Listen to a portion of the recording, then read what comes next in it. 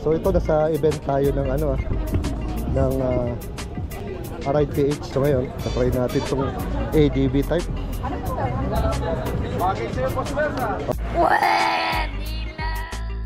Kung 50% off, okay, may kukunin ko na ito. Okay. Ayos. Oo nga eh. Oo nga eh. Ano, binubudol mo ako dito, pare? Baliw ka yata eh. So yung first impression ko dito, pagkaupo ko dito sa Stormex, ay yung kanyang suspension. Kung napansin nyo doon sa ating unang vlog, ay yung suspension nito yung may baso na. So doon pa lang makikita natin na talagang nakaka-improve talaga yon ng comfort. If I'm not mistaken, adjustable pa yon. Pwede mong palambutin or pwede mo rin siyang patigasin. So depende sa preference mo. Then naka-camel seats na to. So ang ganda rin ng kanyang upuan.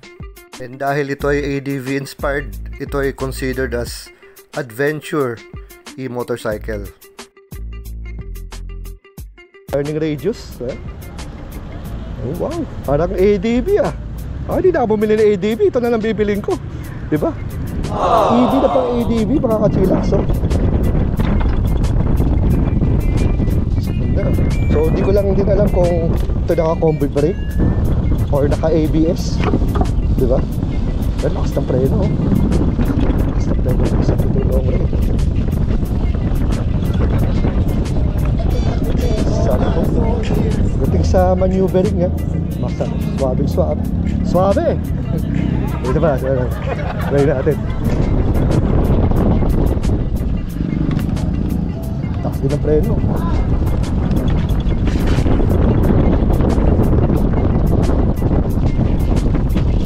Wow, grabe handling ha.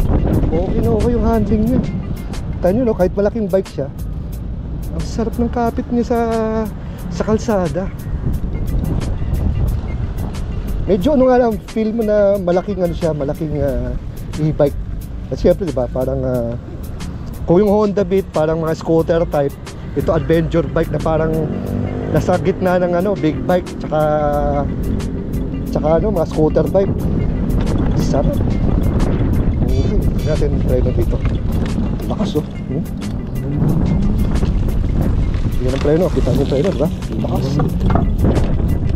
So bago pa ito mga chillax, kaya hindi pa natin hindi ko pa alam yung mga pindutan dito.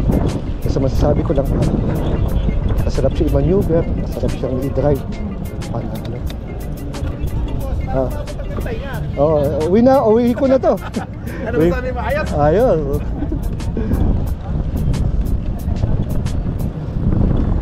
So pagdating sa acceleration niya, mabilis to, sabi nila, ano, 80 to 100 ba? So kung ako sa inyo, bisita na kayo sa pinakamalapit na NXT. And sigurado itong unit na to, hihiramin ko talaga to. Sa dinami-dami nilang unit, dito ako natutuwa. At saka ang sarap ng sitting position. Basta upright position, 5'9", 5'8 ako, 170 pounds. Wala akong nakikitang delay ng torque. Siyempre medyo malaking bike, pero yung handling niya medyo parang mabigat ng konti. Pero siyempre pag umandar, ano na, swabe na. Pero yung pagsi-center stand siguro to, tsaka side stand, hindi naman ganun kabigat. Kasi nga electric mabigat pa rin yung gasoline powered motor. Pero dito sa e-bike, talagang ano, namamangha ako talaga dito. Magandang ano to, magandang e-bike to, panalo. Tapos ang maganda dito, may mga pala, di ko pa na ano. Isa pa. Sige lang sir, kahit magsawa ka. Wala namang gasolina yan eh. So tayo natin dito yan. May siya tapakan dito. Ayun yun, madulas. Yun lang. So yung tapakan dito sa side, hindi siya pa ganun, kaya dudulas siya. Ayan, kita nyo, hindi ito. Ayan. Pero okay na rin.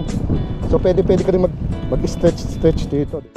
So quick assessment ko lang dito sa ating ride.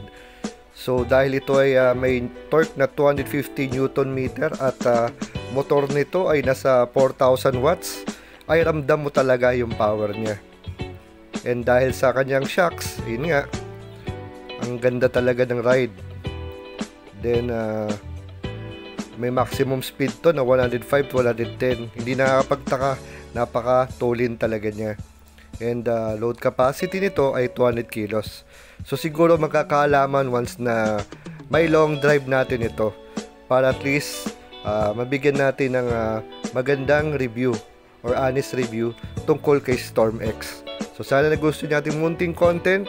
Till here, this is Well Esquila. Ride safe and God bless.